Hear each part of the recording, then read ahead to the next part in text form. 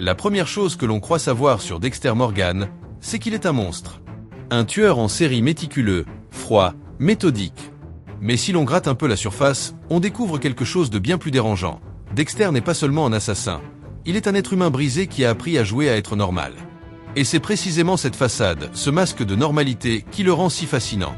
Dans le Miami brûlant où il vit, tout le monde connaît le technicien en traces de sang du Miami Metropolis Department.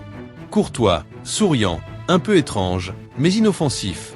Pourtant, derrière cette façade se cache une mécanique bien huilée. Un homme dont la vie entière repose sur le contrôle, la discipline et un code hérité de son père adoptif, Harry Morgan. Harry savait que son fils n'était pas comme les autres.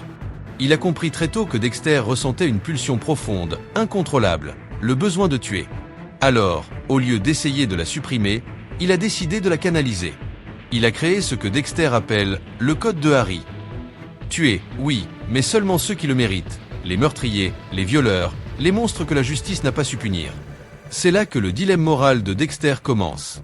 Est-il un héros ou un démon? Un justicier ou un criminel? La série entière joue sur cette ambiguïté. Et plus on observe Dexter, plus on comprend que sa lutte n'est pas seulement contre le monde extérieur, mais contre lui-même. Chaque épisode, chaque meurtre, chaque sourire fin est une tentative désespérée d'équilibrer deux forces opposées, son besoin de sang et son désir d'humanité. Il veut aimer, il veut appartenir, mais il ne ressent rien, ou du moins, c'est ce qu'il croit. Car plus la série avance, plus on réalise que Dexter ressent, mais différemment. Il aime Debra, il aime son fils, il est loyal envers certains collègues. Mais ses émotions sont toujours filtrées, déformées par le traumatisme fondateur de son enfance, le meurtre brutal de sa mère, qu'il a vu de ses propres yeux, enfant, assis dans une mare de sang. C'est ce moment qui a façonné tout le reste. C'est là que son passager noir, sa part de ténèbres est née. Et toute sa vie n'a été qu'une longue tentative de cohabitation avec cette ombre. Quand on regarde la saison 1 avec cette idée, tout change. On ne voit plus un simple tueur, mais un enfant enfermé dans un corps d'adulte, essayant de respecter un code comme un élève suit une règle qu'il ne comprend pas totalement. Harry ne lui a pas appris la compassion, il lui a appris l'efficacité.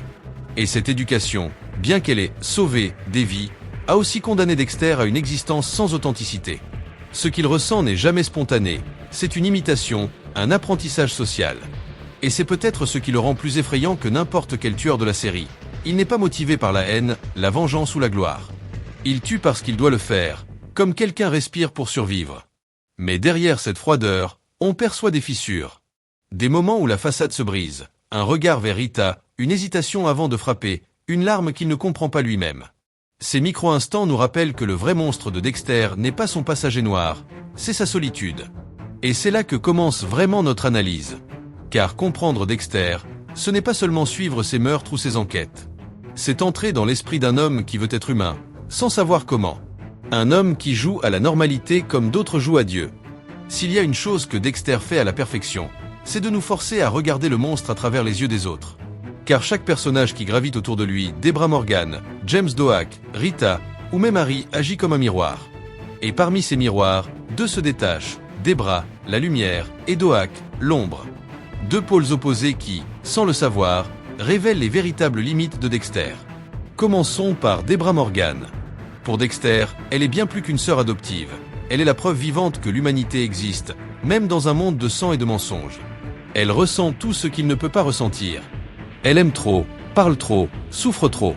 Et c'est précisément ce qui la rend si essentielle dans la construction psychologique de Dexter. Debra agit comme une boussole morale, une encre émotionnelle qui empêche Dexter de sombrer complètement dans son abîme. Mais cette relation est aussi profondément tragique. Car Debra aime un homme qu'elle ne connaît pas vraiment. Elle voit en lui un frère timide, protecteur, parfois étrange, mais foncièrement bon. Elle ignore que derrière ce masque se cache un tueur méticuleux, capable de disséquer un corps sans trembler. Et quand la vérité commence à se fissurer, leur lien devient l'un des plus déchirants de toute la série. Le jour où Debra découvre qui est vraiment Dexter, elle ne le perd pas seulement comme frère, elle perd la version du monde dans laquelle elle croyait encore au bien. De l'autre côté du miroir, il y a James Doak. Lui, c'est l'instinct. Le seul à voir au-delà du masque dès le premier épisode. Là où les autres voient un collègue inoffensif, Doak perçoit la dissonance. Il sent le danger, même quand Dexter sourit. Et c'est pour ça qu'il devient, malgré lui, l'un des antagonistes les plus puissants de la série. Pas parce qu'il a des preuves, mais parce qu'il ressent ce que Dexter cache. Doak est l'incarnation de la vérité brute, celle qui ne se laisse pas tromper par la façade. Et dans leur affrontement, on comprend une chose essentielle. Ce n'est pas seulement un duel entre deux hommes, mais un combat entre la vérité et le mensonge, entre l'instinct et la logique. Leur relation est fascinante parce qu'elle fonctionne sur deux niveaux. D'abord, la tension policière, le chasseur contre le chassé, mais aussi une tension plus intime, presque philosophique. Doak, malgré son impulsivité, est un homme de principe. Il déteste les tueurs, mais surtout, il déteste l'hypocrisie. Et Dexter, dans sa perfection sociale, représente tout ce qu'il méprise. Le masque, la manipulation, le mensonge perpétuel. C'est pour ça que Doak ne veut pas seulement arrêter Dexter. Il veut le démasquer. Quand Doak meurt, piégé dans une situation qu'il n'a pas provoquée, c'est plus qu'un tournant dans la série. C'est la mort de la vérité brute. À partir de ce moment, Dexter comprend qu'il peut tout contrôler, sauf une chose, les conséquences humaines de ses actes. Et c'est là que son masque commence à se fissurer pour de bon. Entre Debra et Doak, deux forces contraires tirent Dexter dans des directions opposées. L'une veut le sauver, l'autre veut le révéler. Et dans cette tension, Dexter se définit. Sans Debra, il n'aurait jamais cherché à comprendre ce qu'est l'amour. Sans Doak, il n'aurait jamais compris ce qu'est la peur d'être vu. Ces deux personnages ne sont donc pas secondaires, ils sont la structure même de son humanité fracturée. Debra lui montre ce qu'il pourrait être, Doak lui rappelle ce qu'il est vraiment. Et au fond, peut-être que le plus grand drame de Dexter, c'est d'avoir perdu les deux. La seule personne qui croyait encore en sa lumière, et le seul homme qui voyait clairement ses ténèbres. Même les plus grandes séries portent leurs cicatrices. Et Dexter, malgré son génie narratif, n'échappe pas à cette règle. Sous la surface brillante de son scénario, se cachent des failles si flagrantes qu'elles en deviennent fascinantes. Des moments où la logique s'effondre, où le code de Dexter, censé être infaillible, se heurte à l'absurde. Prenons d'abord le cas de Maria Lagertha, l'une des plus brillantes détectives de Miami Metro. Dans la préquelle Dexter, Original Sin, elle découvre par hasard un dossier psychiatrique scellé, celui de Brian Moser, le frère biologique de Dexter, survivant du massacre qui a marqué leur enfance. Elle lit tout. Elle voit le nom, les diagnostics, la photo. Et pourtant, des années plus tard, quand Brian refait surface comme le Ice Truck Killer, Lagertha ne fait jamais le lien. Pas une seule fois. Comment une femme aussi intelligente, aussi intuitive, peut-elle oublier un tel détail? C'est un trou narratif énorme et révélateur. Dexter n'est pas qu'une série sur la justice, c'est une série sur la cécité volontaire. Même les plus lucides refusent parfois de voir la vérité quand elle dérange l'ordre établi. Lagertha ne veut pas croire qu'un monstre puisse se cacher au cœur de sa propre équipe. Et c'est peut-être là le véritable message derrière cette incohérence. Mais certaines failles ne cachent aucun sens. Comme celle du meurtre dans l'aéroport, l'un des moments les plus ridicules de la saison 7. Dexter, un homme censé être méthodique et prudent, décide de tuer Victor Baskov en plein aéroport international. Un lieu truffé de caméras, d'agents de sécurité, de détecteurs, de passagers. Et pourtant, il le fait.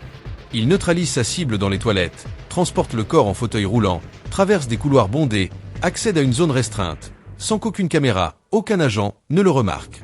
C'est une violation totale du code de Harry. Et paradoxalement, c'est aussi le symbole de ce que la série devenait, plus spectaculaire, mais moins crédible. Le code, autrefois sacré, se transforme en prétexte dramatique. Ce n'est plus la prudence de Dexter qu'on admire, mais son invincibilité scénaristique. Puis vient le cas de la kétamine, un détail qui a mis le feu à toute la communauté de fans. Dans la série originale, Dexter utilise le M99, un anesthésique vétérinaire spécifique. Mais dans New Blood, les scénaristes décident soudainement qu'il a toujours utilisé de la kétamine. Un changement apparemment mineur, mais catastrophique pour la cohérence. Pourquoi ? Parce que c'est cette kétamine qui permet à Angela Bishop de remonter jusqu'à lui via Google.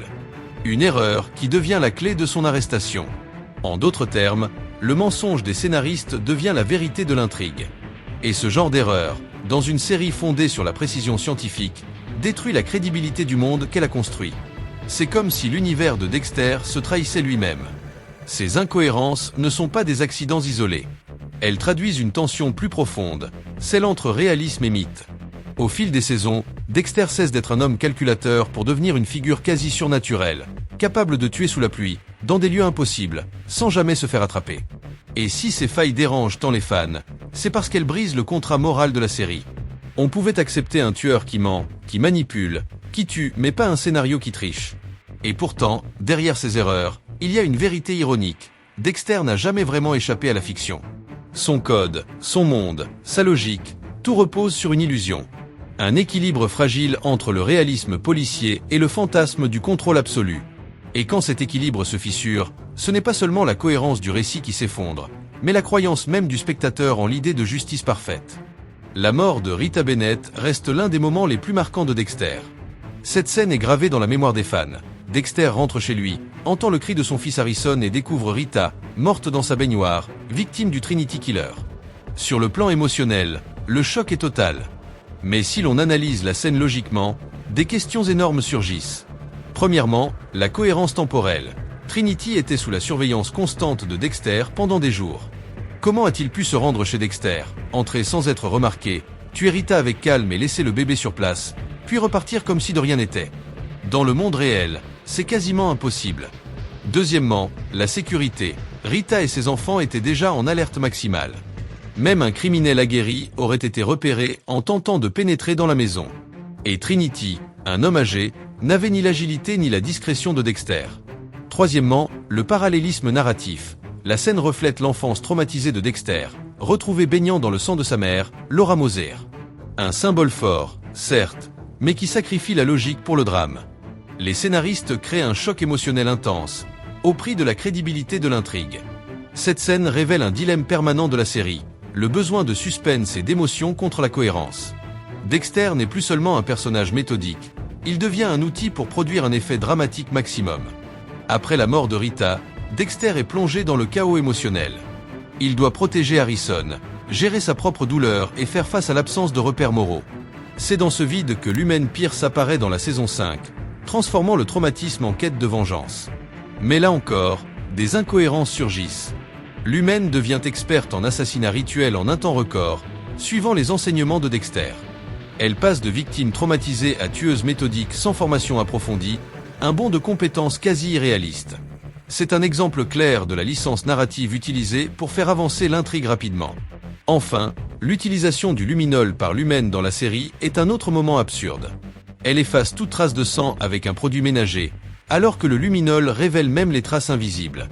Dans le monde réel, un simple nettoyant ne suffirait jamais. Cela souligne encore que la logique scientifique est souvent sacrifiée pour la commodité du scénario. En résumé, la mort de Rita et les événements qui suivent illustrent parfaitement la tension entre réalisme et spectacle dans Dexter. C'est une tragédie émotionnelle, mais aussi un exemple frappant de trous narratifs qui font grincer les fans tout en renforçant l'impact dramatique. L'une des critiques les plus récurrentes des fans concerne les âges et la chronologie des personnages, notamment dans Dexter, New Blood. Un exemple frappant est celui d'Harrison Morgan, le fils de Dexter. Dans la saison 8, Harrison est censé avoir 5 ans. Or, lors de la saison 4, il apparaît comme un bébé nouveau-né en 2009. Si l'on suit la chronologie, il devrait avoir environ 3 ans, et non 5. Dans New Blood, Dexter disparaît pendant plus de 10 ans, et Harrison le retrouve avec 16 ans. Mathématiquement, c'est impossible. Le calcul réaliste placerait Harrison à 13 ou 14 ans au maximum. La série choisit donc de vieillir artificiellement Harrison pour le faire correspondre à une dynamique de drame adolescent. Le même problème se pose avec Debra Morgan. Dans Original Sin, elle est rapprochée de l'âge de Dexter, alors que dans la série originale, elle était nettement plus jeune. Ce petit ajustement modifie complètement la dynamique de leur relation. Debra n'est plus la petite sœur naïve et admirative, mais presque une contemporaine, ce qui change sa motivation et ses interactions avec Dexter. Ces changements peuvent sembler mineurs individuellement, mais cumulés, ils créent un trou majeur dans la continuité. Le canon de la série originale repose sur des flashbacks et des souvenirs d'Harry. Tout désaccord dans la chronologie ou les âges des personnages brise la crédibilité de l'univers.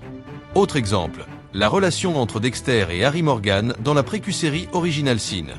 La série montre Dexter travaillant avec Harry comme stagiaire au département de Miami Metro, alors que, selon le canon, Harry devrait être mort depuis 10 ans à ce moment. Pour que cette rencontre se produise, Harry devrait avoir vécu 5 années supplémentaires, ce qui détruit la cohérence temporelle avec la série originale. Les fans notent immédiatement que les conseils et interactions de Harry ne peuvent pas coïncider avec la chronologie connue. Au final, ces incohérences soulèvent une question centrale. Peut-on faire confiance à la continuité de l'histoire si les bases mêmes, comme les âges et les événements majeurs, ne sont pas respectés ?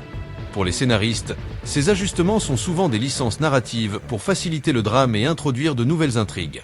Pour les fans, ils représentent des trous évidents qui diminuent l'immersion et la crédibilité de la série. En résumé, Dexter, New Blood et les précuséries tentent d'étendre l'univers, mais en modifiant les âges et la chronologie, elles créent des contradictions majeures avec la série originale, un point que les fans ne peuvent ignorer. L'un des éléments les plus emblématiques de la série originale est le rituel de Dexter. Il préparait sa salle de meurtre avec soin. Tout était recouvert de plastique, les outils étaient disposés méticuleusement, et surtout, il utilisait le M99, un anesthésique vétérinaire puissant, pour neutraliser ses victimes. Ce détail n'était pas anodin. Il soulignait la minutie et la planification extrême de Dexter. Chaque injection, chaque mouvement était calibré pour ne jamais laisser de traces ni d'échecs. Dans Dexter, New Blood, un changement majeur apparaît. On nous dit que Dexter utilise désormais la kétamine au lieu du M99. À première vue, cela pourrait sembler une simple mise à jour moderne, mais c'est bien plus qu'un détail. Le M99 n'est jamais mentionné comme indisponible. Dans la série originale, Dexter maîtrise le M99 depuis des années.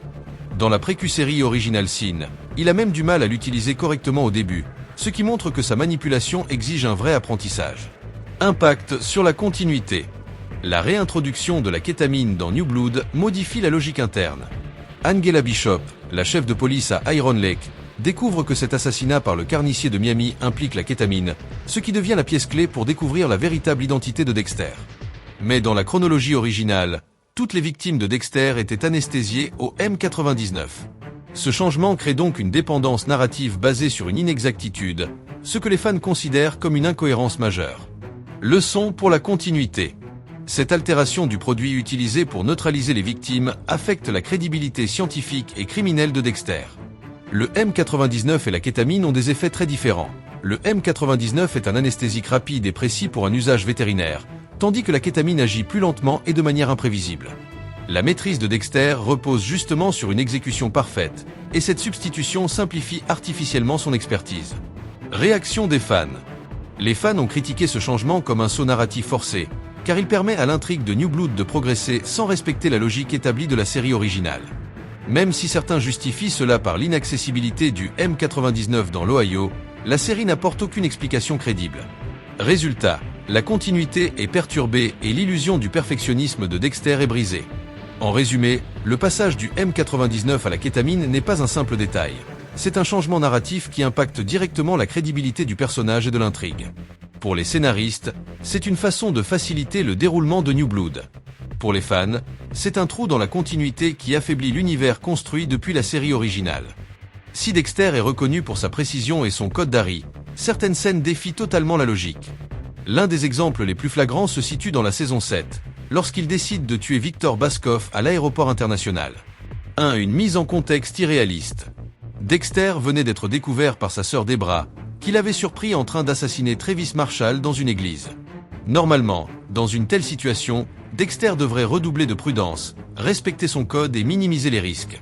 Et pourtant, il choisit de se rendre dans l'un des lieux les plus surveillés de la planète. Un aéroport avec caméras, contrôle de sécurité strict et personnel vigilant. Une infiltration impossible. Dexter réussit à pénétrer dans les toilettes de l'aéroport, à injecter Victor et à le laisser inconscient.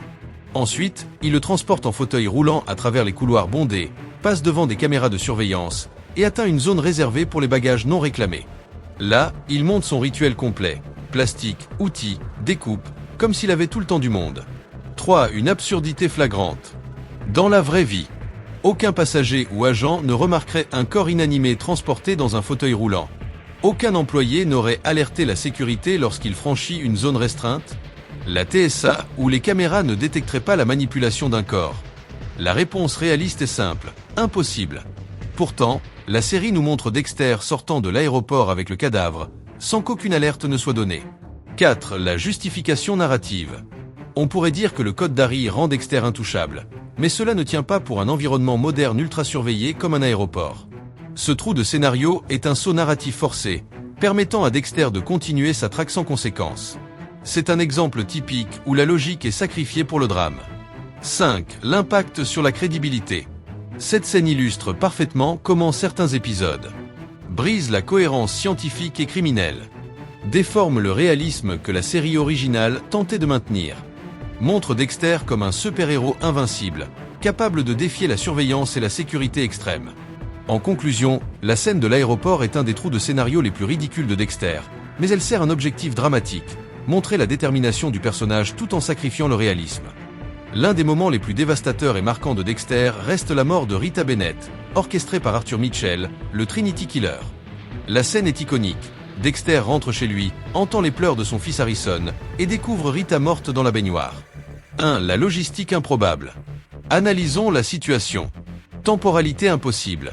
Dexter venait de tuer Trinity et le croyait neutralisé. Surveillance constante. Trinity aurait été sous observation pendant plusieurs jours. Comment a-t-il pu infiltrer la maison sans alerter personne? Manipulation des preuves. Trinity laisse Harrison vivant, parfaitement placé, et repart comme si de rien n'était. Même avec des talents hors normes, la cohérence temporelle et sécuritaire de la scène est extrêmement fragile. 2. Le parallèle traumatique. La mise en scène n'est pas anodine. Harrison est retrouvé assis dans la baignoire, couvert de sang, rappelant la découverte de Dexter enfant après la mort de sa mère Laura Moser.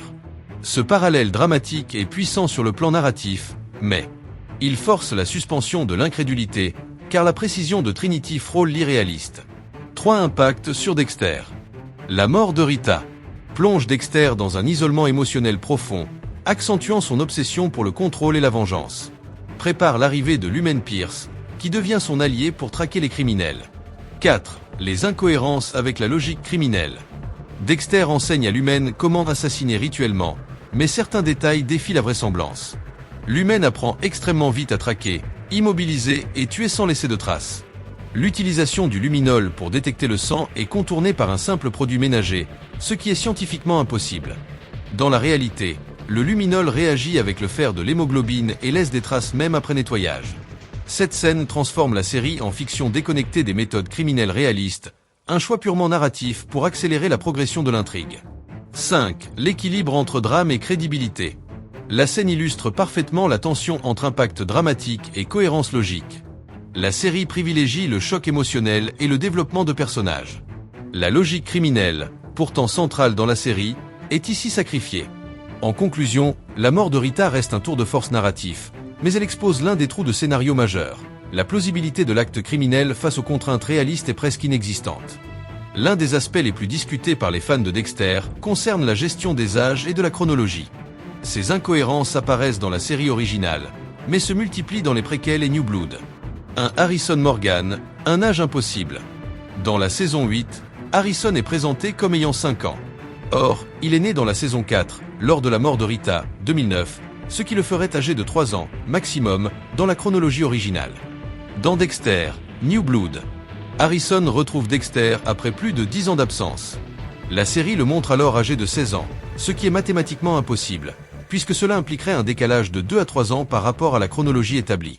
2. Debra Morgan, âge et relation avec Dexter. Dans Original Sin, Debra est rajeunie pour se rapprocher de l'âge de Dexter. Dans la série originale, elle était significativement plus jeune, renforçant la dynamique de la petite sœur admirative. Cette modification change les interactions et tensions entre eux. La perception de Debra dans son rôle professionnel et personnel. 3. Harry Morgan et la chronologie.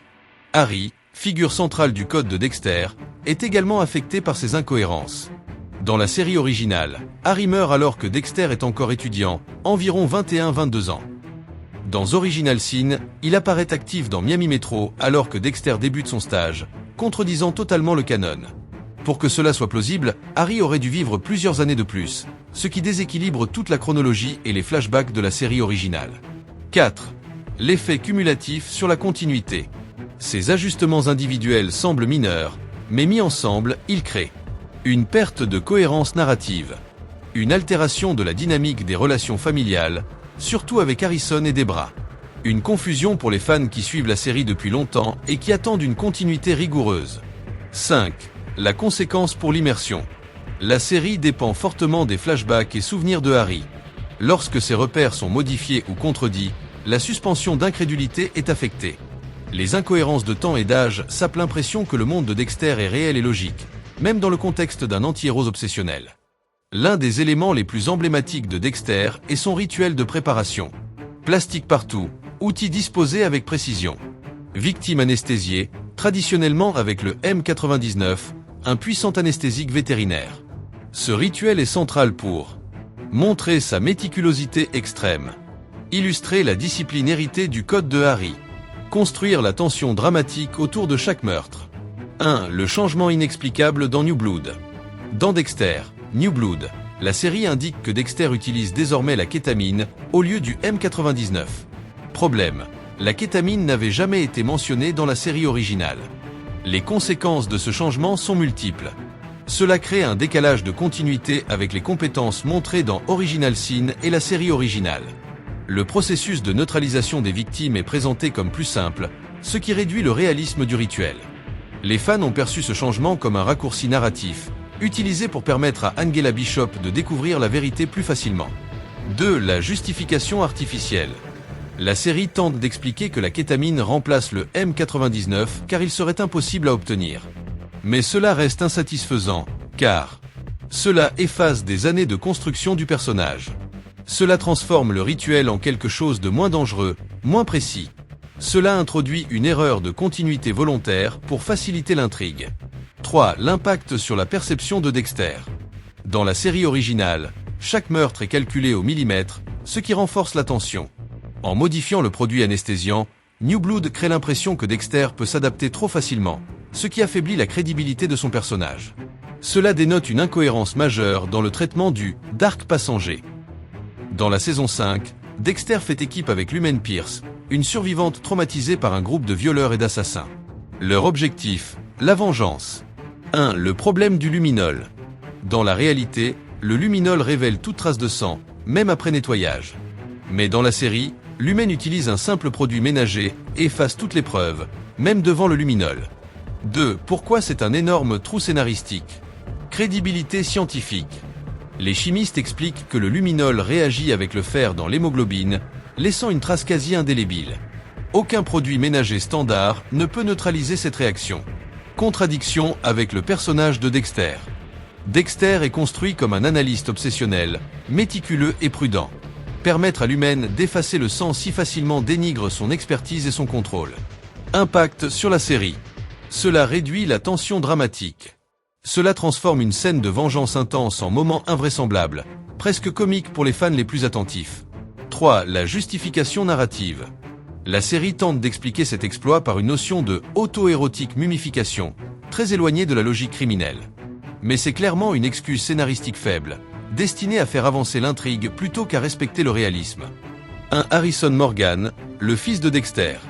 Saison 8, Harrison est censé avoir 5 ans. Mais il est montré nouveau-né dans la saison 4, environ 2009. La saison 8 se déroule 3 ans après, ce qui devrait donner 3 ans, pas 5. Problème majeur. Dans Dexter, New Blood, Harrison réapparaît avec 16 ans, ce qui est mathématiquement impossible. La ligne temporelle est artificiellement accélérée pour adapter Harrison à un adolescent rebelle, au lieu d'un préadolescent. 2. Debra Morgan. Dans Original Sin, la série ajuste son âge pour le rapprocher de celui de Dexter. Dans la série originale, elle est nettement plus jeune que Dexter. Ce changement affecte la dynamique fraternelle, les motivations et comportements de Debra, la perception des spectateurs sur la relation Dexter-Debra. 3. Conséquences. Ces ajustements, même mineurs séparément, créent un trou de continuité énorme. Pour une série qui joue beaucoup avec les flashbacks et la mémoire de Harry, ces incohérences brisent la crédibilité narrative. Les fans remarquent immédiatement et questionnent la fiabilité de l'histoire. La nuit tombait sur Miami, sombre et silencieuse, seulement interrompue par le rugissement du moteur de la voiture que conduisait Dexter. À côté de lui, sur le siège passager, l'humaine était crispée, sa respiration saccadée, revivant chaque instant de son enlèvement. Dexter, les yeux fixés sur la route, ressentait une urgence désespérée, un mélange de colère et de culpabilité. La mort de Rita pesait encore sur lui, et la possibilité de perdre l'humaine le poussait à agir sans réfléchir. D'un geste rapide, il brise la vitre d'une voiture avec une pierre et démarre à toute vitesse. En un instant, la mission de sauvetage se transforme en une course effrénée. Chaque virage, chaque panneau, chaque véhicule croisé devient un obstacle mortel. Et puis, le moment critique arrive. Il perd le contrôle dans un virage serré et la voiture se renverse violemment. Dans la réalité, un tel accident aurait causé de graves blessures, fractures, commotions, hémorragie. Le véhicule aurait été totalement détruit, et la police aurait reçu des appels d'urgence ou des rapports de témoins. Pourtant, la série ignore toutes ses conséquences physiques. Dexter et l'humaine émergent de l'accident pratiquement indemnes, comme si la gravité elle-même leur accordait un miracle. Mais ce n'est pas tout. Immédiatement après, Dexter reprend le contrôle de ses pensées, remonte au volant de cette voiture endommagée et continue sa route vers le camp de Jordan Chase. Cette rapidité défie toute logique médicale ou physique. De plus, aucun indice policier, pas de rapport d'accident, pas de témoins, pas de véhicule de police bloquant la route. Tout disparaît pour maintenir la tension dramatique. Ce chapitre illustre clairement la dichotomie centrale de Dexter. La série privilégie l'émotion et le suspense au détriment de la logique, permettant aux personnages de survivre et d'agir dans des situations impossibles dans la vie réelle. Pour le spectateur, c'est palpitant, mais pour l'analyse critique, il s'agit d'un trou de scénario gigantesque. Après les événements dramatiques avec l'humaine, l'attention se tourne vers la famille de Dexter, où les incohérences temporelles et logiques deviennent évidentes. Harrison, son fils, apparaît dans New Blood âgé de 16 ans, bien que Dexter l'ait quitté lorsqu'il n'avait que 3 ans. Cela implique une absence de 13 années, une période où Dexter ne surveille en rien son fils, et pourtant, Harrison survit et grandit sans intervention de la police ou problèmes légaux. Cette situation, bien que nécessaire à la narration, est difficile à justifier dans le cadre d'une logique réaliste. Dexter s'installe ensuite à Iron Lake et commence une relation avec Anna McKay, intégrant sa famille, incluant les enfants Taster et Cody. Là encore, la série ne montre aucune difficulté pour que Dexter devienne un membre de cette famille sans éveiller de soupçons, malgré son passé criminel et la surveillance policière constante. Ce point est un autre trou de scénario. Dans la réalité, un tel comportement aurait attiré l'attention immédiate des autorités. Les relations avec sa sœur Debra et son ancienne épouse Rita ajoutent également à la confusion. Dans Dexter, New Blood, certaines précisions sur les âges diffèrent considérablement de la série originale et de la préquelle Dexter, Origins, perturbant la cohérence des interactions entre les personnages et la progression de leur carrière au sein de Miami Metro.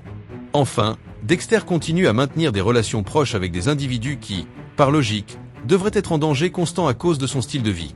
La série ne montre jamais comment la police ou d'autres criminels pourraient détecter ces liens. Cela crée un schéma récurrent de suspension de l'incrédulité, émotionnellement efficace, mais difficilement défendable sur le plan réaliste. Ce chapitre illustre ainsi une fois de plus que la série équilibre entre tension dramatique et incohérence narrative.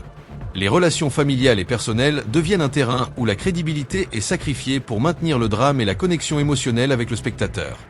Dexter Morgan apparaît dans la série comme un anti-héros presque surhumain. Les événements récents avec Harrison, l'humaine et ses proches illustrent combien la logique est souvent sacrifiée au profit du drame. Dexter survit à des accidents de voiture violents, comme celui de la saison 5 lorsqu'il vole un véhicule pour sauver l'humaine. Dans la réalité, un tel accident aurait entraîné des blessures graves, voire la mort, mais la série le montre se relevant presque immédiatement et poursuivant sa mission avec une précision chirurgicale. Ses infiltrations dans des lieux hautement surveillés, comme l'aéroport de la saison 7, renforcent cette idée. Dexter neutralise ses cibles, transporte des cadavres et manipule des scènes de crime sans jamais laisser de traces. La police de Miami Metro, supposée être compétente et rigoureuse, ne détecte jamais les anomalies, ni ne relie les indices évidents. Même lorsque des preuves abondent, Dexter semble toujours en contrôle total. La manipulation de scènes de crime est particulièrement révélatrice. Les corps, les traces de sang, les preuves matérielles, rien n'empêche Dexter de poursuivre sa routine meurtrière. Cette capacité quasi magique est cohérente avec le code strict qu'il suit depuis le début, mais elle crée un décalage énorme avec les réalités policières que la série avait initialement mises en place. Les relations personnelles contribuent également à ce caractère surhumain. Son fils Harrison grandit avec des incohérences d'âge, ses partenaires et proches survivent à des situations dangereuses de façon miraculeuse, et Dexter réussit à protéger tout ce qu'il aime, sans conséquences réalistes. Ces éléments renforcent son image de personnage emblématique, mais impossible, un anti-héros à la fois captivant et invraisemblable. En résumé, Dexter est un équilibre constant entre émotion et irrationnel. La série nous montre un personnage fascinant, mais exige du spectateur qu'il ferme les yeux sur des incohérences massives. Les accidents improbables, la manipulation parfaite des scènes de crime et la protection miraculeuse de ses proches créent un univers où le drame et la tension narrative l'emportent sur la logique. Et c'est précisément cette combinaison qui rend Dexter à la fois frustrant et irrésistible pour les fans. Dans Dexter, Miami Metro est censé être une force de police compétente et méthodique. Pourtant, la série montre à plusieurs reprises des incohérences flagrantes dans leurs enquêtes. Les indices évidents, comme les traces de sang laissées par l'humaine ou les corps transportés par Dexter, passent complètement inaperçus. Dans la réalité, chaque détail de ce type aurait déclenché des protocoles rigoureux et des investigations approfondies. Un exemple frappant est l'accident de voiture de la saison 5. Dexter vole un véhicule pour sauver l'humaine, se renverse violemment, et pourtant, il n'y a aucune implication policière. Aucun témoin n'appelle, aucune enquête n'est ouverte, et les preuves disparaissent comme par magie. Cette absence de conséquences est répétée tout au long de la série. Vol, assassinat, manipulation de scènes de crime, tout est toléré ou ignoré par les forces de l'ordre, ce qui crée des trous narratifs massifs. La série montre aussi la difficulté de suivre les suspects. Dans la saison 7, Dexter transporte Victor Baskov à travers un aéroport surpeuplé, passe devant plusieurs caméras de sécurité et réussit à l'éliminer sans être détecté. Dans un cadre réaliste, le moindre mouvement suspect aurait déclenché des alarmes et mobilisé le personnel. Ici, la suspension de la crédulité est totale. La nécessité narrative prime sur la vraisemblance.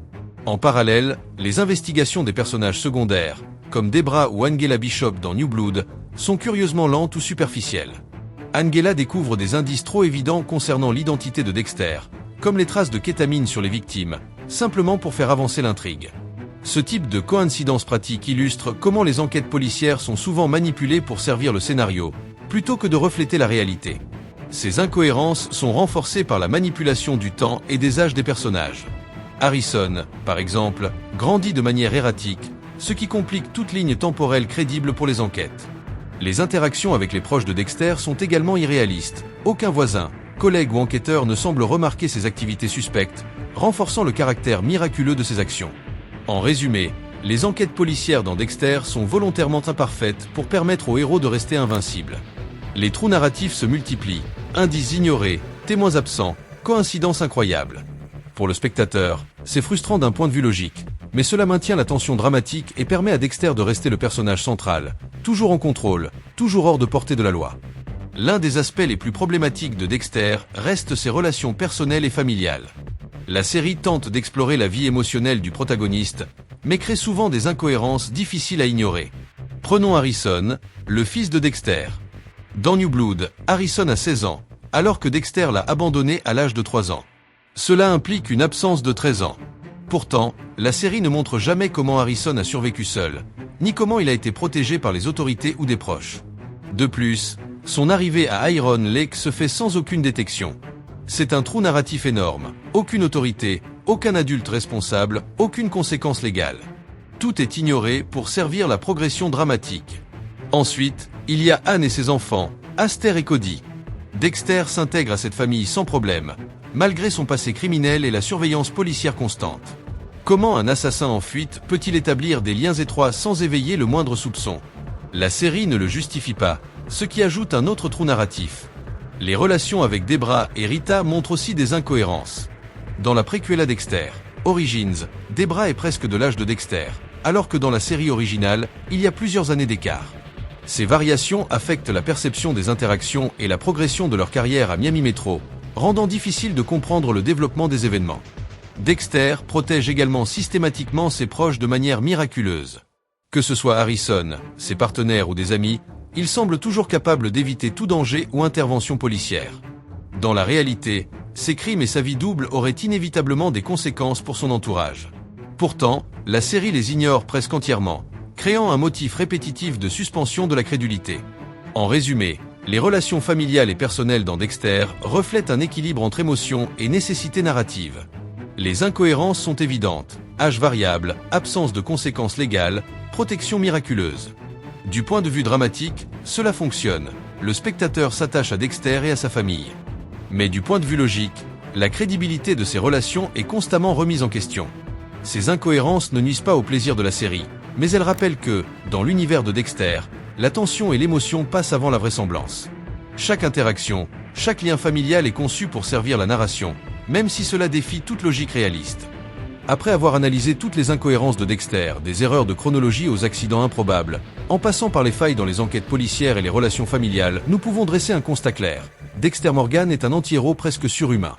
La série combine drame, suspense et action, mais ignore régulièrement la logique la plus élémentaire.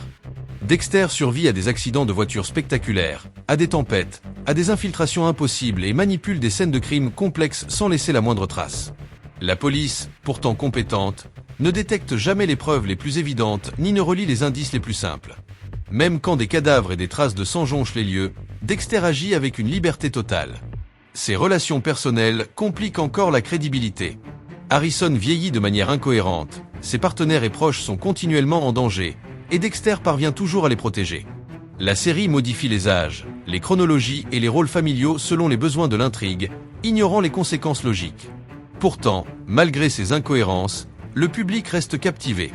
Le charisme de Dexter, la tension de ses meurtres et les dilemmes moraux qu'il affronte créent un univers fascinant, même si celui-ci est rempli de contradictions. C'est cette combinaison d'émotions et de trous narratifs qui rend la série à la fois passionnante et frustrante. En résumé, Dexter fonctionne parce qu'il nous captive par ses personnages et ses histoires, tout en nous demandant de fermer les yeux sur la logique.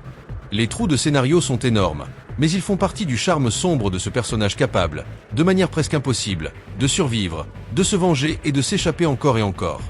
Ainsi se conclut notre analyse des plus grands trous de scénario de Dexter. La série nous a offert des moments inoubliables, mais aussi de nombreuses questions sans réponse. Pour les fans, c'est un mélange de fascination et de frustration, un monde où le drame et l'émotion l'emportent toujours sur la logique. Après avoir parcouru toutes les saisons et analysé les plus grands trous de scénario de Dexter, il est clair que la série mélange habilement suspense, action et émotion, tout en sacrifiant parfois la logique. Chaque accident improbable, chaque enquête policière qui échoue inexplicablement et chaque chronologie floue sur le récit dramatique, mais crée aussi des incohérences que les fans ne manquent pas de remarquer. Dexter Morgan reste un personnage emblématique, un anti-héros fascinant. Il survit à l'impossible, manipule les scènes de crime avec une précision chirurgicale et réussit à protéger ses proches contre toute attente.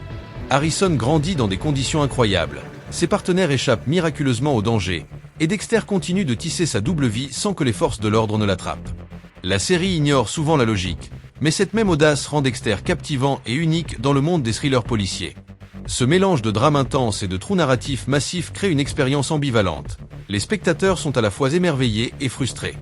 La série impose sa tension et son émotion au détriment de la cohérence, mais c'est justement ce déséquilibre qui forge son identité et son charme sombre.